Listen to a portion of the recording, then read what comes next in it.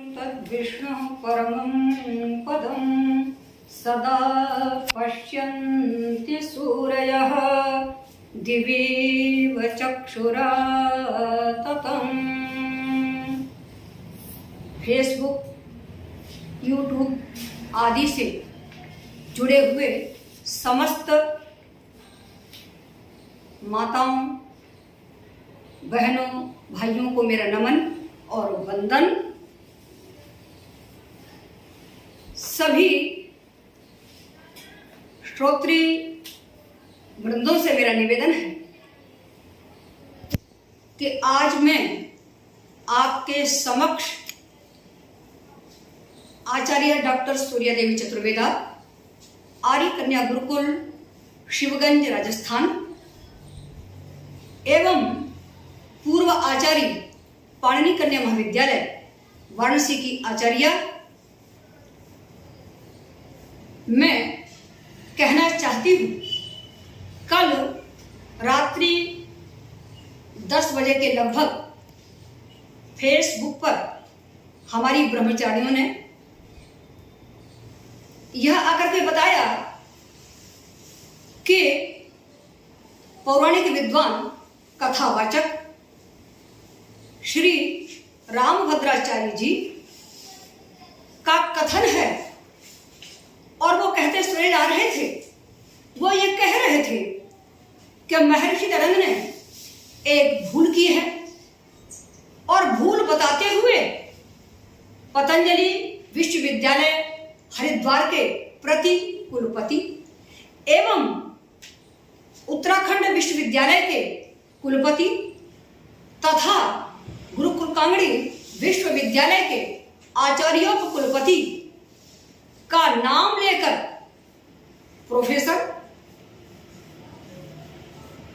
महावीर जी अग्रवाल का संबोधन कर उन्होंने कहा कि हमारे यहाँ एक भूल हुई है और वह भूल किसने की है? आर्य समाज के संस्थापक महर्षि दयानंद ने की है और जिससे बहुत बड़ी हानि हुई है। प्रोफेसर महावीर अग्रवाल जी ने इस बात को कैसे सुना, क्यों चुपचाप रहे? अर्थस्य पुरुषो दासः, क्या कारण रहा? इसका उत्तर तो वही देंगे, लेकिन मैं यहां पर मान्य भद्राचार्य जी के कथन का खुलासा करना चाहती हूं कि महर्षि दरंग पर श्री भद्राचार्य जी ने जो आरोप लगाया है, अलीक झूठ, सफेद झूठ कहा है कि महर्षि दरंग ने रामायण और महाभारत को काल्पनिक ग्रंथ कहा है। महर्षि दरंग ने कहीं पर भी रामायण और महाभारत को काल्पनिक नहीं कहा है। वो तो पठन पाठन के क्रम में लिखते हैं कि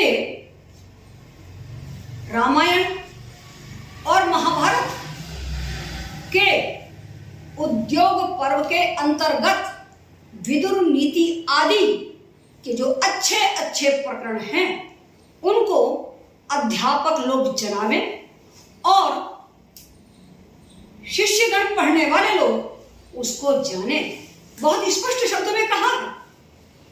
हाँ, यह स्पष्ट भी किया है उन्होंने कि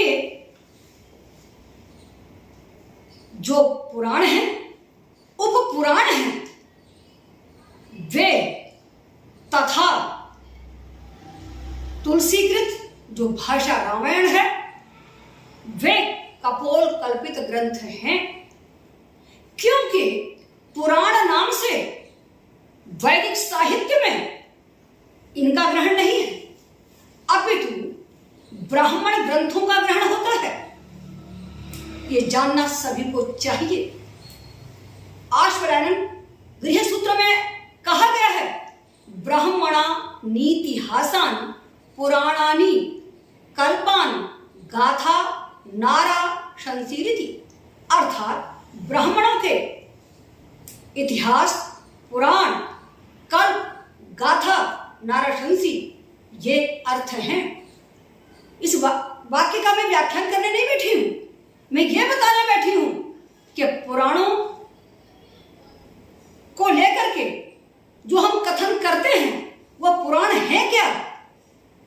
आश्वलायन गृह सूत्र के इस वचन से स्पष्ट है कि पुराण ब्राह्मण ग्रंथ कहे जाते हैं, और वो भी कौन से स्थल? वो स्थल जहां पर पुराण अर्थात जगत सृष्टि का वर्णन है, वो प्रकरण पुराण शब्द से कहे जाते हैं। ये सभी को विदित होना चाहिए। ऋषि ज्ञान के ऊपर इस प्रकार का आरोप लगाना, मिथ्या अपलाप करना, अलिक भाषण करना नितांत अनुचित है। सत्यार्थ प्रकाश को भली प्रकार जो भी कथन करने वाले हैं उन्हें पढ़ना चाहिए, तब जाकर के कोई बात कहनी चाहिए। दूसरी बात, पौराणिक विद्वान श्री भद्राचार्य जी ने राम की प्रतिष्ठा में वेद को ही घसीट डाला और कहा कि राम का इतिहास वेदों में है। इतना ही नहीं, और भी कथन कर रहा कि मैं प्रत्येक मंत्र में राम की कथा को कहने में समर्थ हूं। अरे मुखम अस्यास्ति वक्तव्यम, मुख है तो कुछ भी कह देना चाहिए, ऐसा नहीं हुआ करता। वेदों का अर्थ ऐसे ही नहीं होता। वेद मंत्रों का अर्थ करते समय वेदांगों का अध्ययन परम आवश्यक है। इतना ही नहीं, ऋषि देवता छंद का भी परम ध्यान होना चाहिए। स्वर का ज्ञान अच्छी प्रकार से होना चाहिए। प्रिय देवताकार शौनक ने कहा है, अविदित्वा ऋषिम छंदो दैवतम योगमेव च यो अध्यापयेत् जपेत् वापि पापीयान जायते तुसः। जो व्यक्ति मंत्र के ऊपर लिखे हुए देवता, ऋषि और छंद का बिना ध्यान किए हुए पढ़ाता है अथवा जप करता है, तो वह पाप का भागी बनता है, क्योंकि अर्थ का अनर्थ कर बैठता है।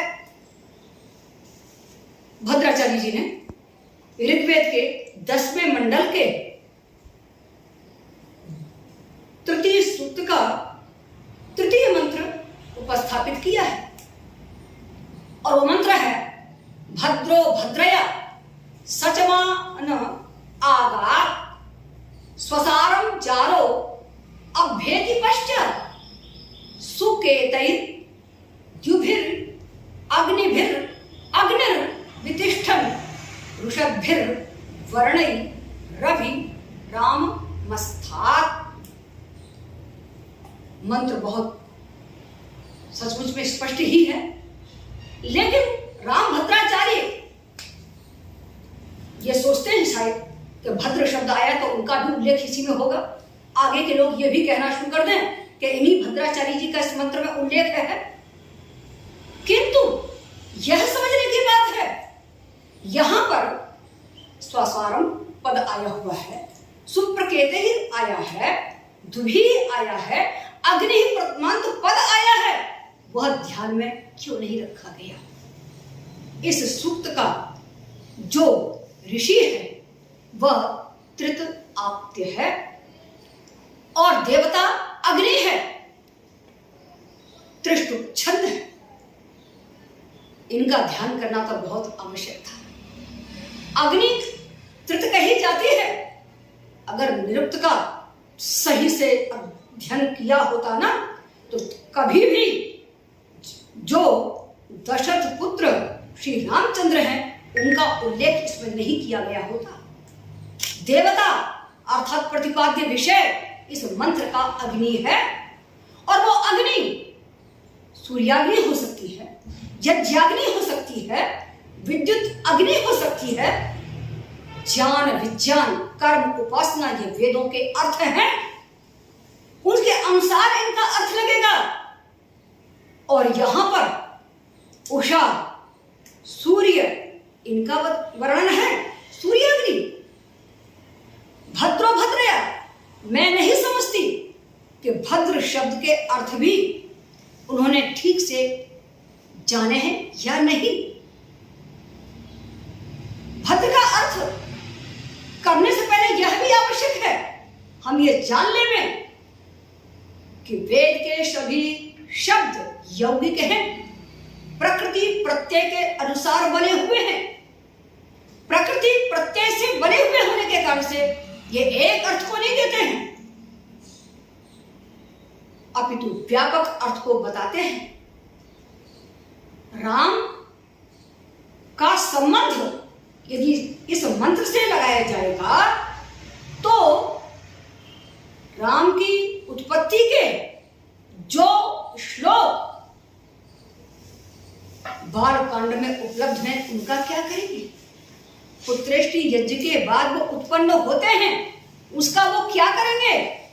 जहां पर बहुत स्पष्ट कहा गया है, श्लोक सभी को पता होना चाहिए।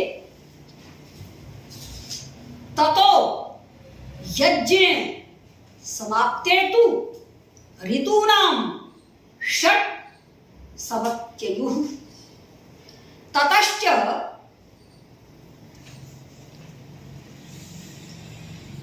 इस प्रकार करके और कहा, द्वादशे मासे चैत्रे नावविके तिथौ, चैत्र मास में उत्तरेष्टि यज्ञ के 12 महीने के पश्चात उत्पन्न वो हो रहे हैं। ये सारे कथन क्या करेंगे?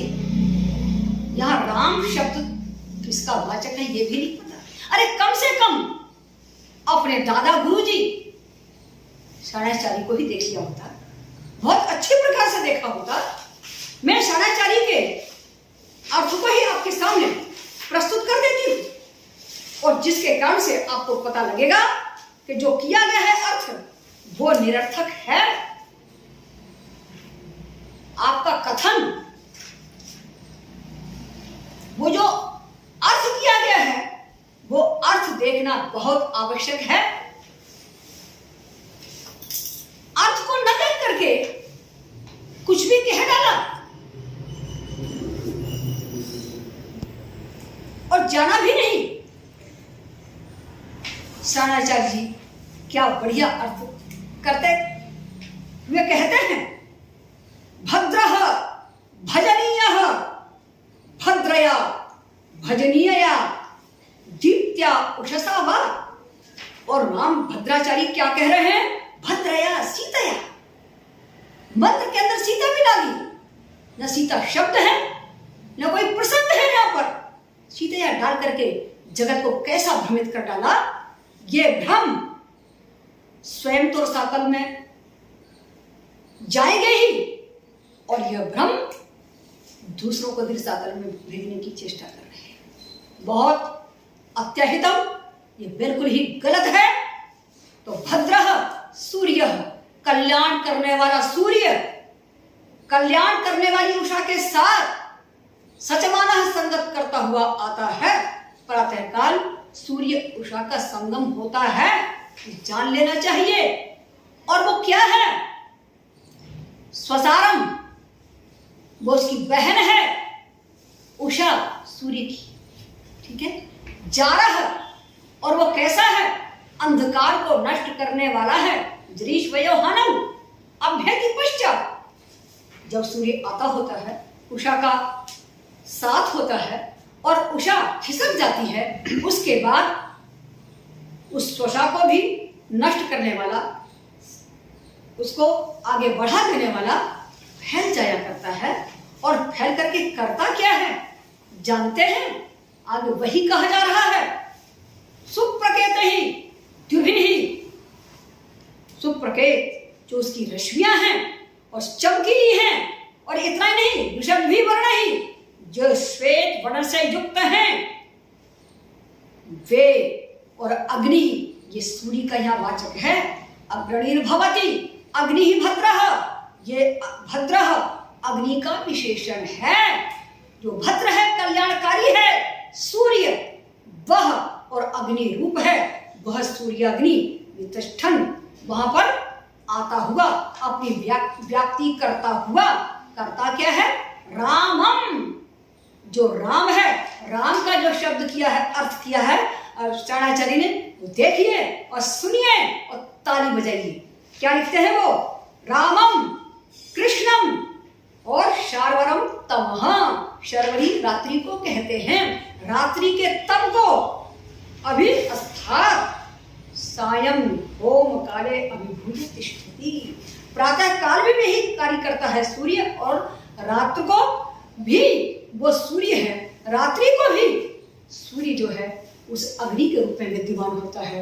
और सायंकाल भी, क्योंकि उषा केवल एक समय ही नहीं हुआ करती है, जो संधि बेलाएं होती है ना, उनका नाम उषा हुआ करता है। तो प्रकाश उसमें भी होता है, प्रकाश उसमें भी होता है। और राम शब्द, रावम द्वितीया है, द्वितीया कहाँ भाग गई? रामम अस्थात, वो जो अग्नि है राम को प्राप्त हो गया, माने तम को प्राप्त हो गया। प्रातः काल भी जो तम था उसको भी हटा दिया, सायंकाल का जो तम था उसको भी हटा देता है। अग्नि के रूप में आकर के, प्रातः काल सूर्य के रूप में आकर के, सायंकाल अग्नि के रूप में आकर के, जो अग्नि है वही कल्याण करती है, रात्रि को भी करती है, प्रातः काल भी करती है। ये इस चीज को तो देख लिया होता कम से कम, और कह दिया कि राम का जन्म का यहाँ पर विवरण है, इतिहास है। लोगों को धोखा देना बहुत सरल है, लेकिन लोगों को सही राह दिखाना ये बड़ा कठिन है। यह काम ऋषियों ने किया, ब्रह्मा से लेकर के जर्नी पर्यंत किया। महर्षि दयानंद ने उसी पताका को, उसी विधा को, उसी मार्ग को लेकर के लोगों के सामने वेदार्थ भी खोला और सत्यार्थ भी प्रकाश किया। और वही सत्यार्थ प्रकाश में उजागर किया है, जो सभी को जानना और मानना चाहिए। न कि श्री राम भद्राचार्य जैसे कथावाचक जो भी कह दें वो ठीक है, ऐसा नहीं है। विचार करें, जितने भी श्रोतृगण हैं मंत्र को देखें, शरणाचार्य के भाष्य को निकाल करके देखें कि यहाँ पर क्या कहा गया है। और तृप्त की बात को जब सुनेंगे ना तो आपके होश ही उड़ जाएंगे। तृप्त एक विज्ञान है, और अगर मेरे इस विषयक विज्ञान की पराकाष्ठा को सुन भी लिया ना और पढ़ भी लिया, तो आप भी सोचेंगे कि सचमुच में वेदों में क्या विज्ञान है। तृतः कूपे अभिहितः प्रसंग वेदों का विज्ञान। इस विज्ञान के तात्पर्य को सोचें, क्योंकि तृत जो अग्नि है, तरती, जो सबको तरा देती है, वो तृत है। और तृत इतना ही नहीं है, तृत परमात्मा को भी कहते हैं। और परमात्मा वह है जो भद्र सूर्य को उत्पन्न करता है, परमात्मा वह है जो भद्र उषा को उत्पन्न करता है, भद्र अग्नि को उत्पन्न करता है। उसके माध्यम से हमें अंधकार से, अज्ञान से दूर करता है। आधिदैविक, आधिभौतिक, आध्यात्मिक प्रत्येक प्रकार के अर्थों को लगाते समय हमें मंत्रों का अर्थ करना चाहिए, बिना प्रकरण के, बिना छंद के, बिना ऋषि के, बिना देवता के अर्थ करना बहुत बड़ा ये अपराध है। और छोटे से शब्दों में कहा जाए, हमारी अल्पज्ञता ही हो सकती है। श्रोतृवृंद ध्यान दें।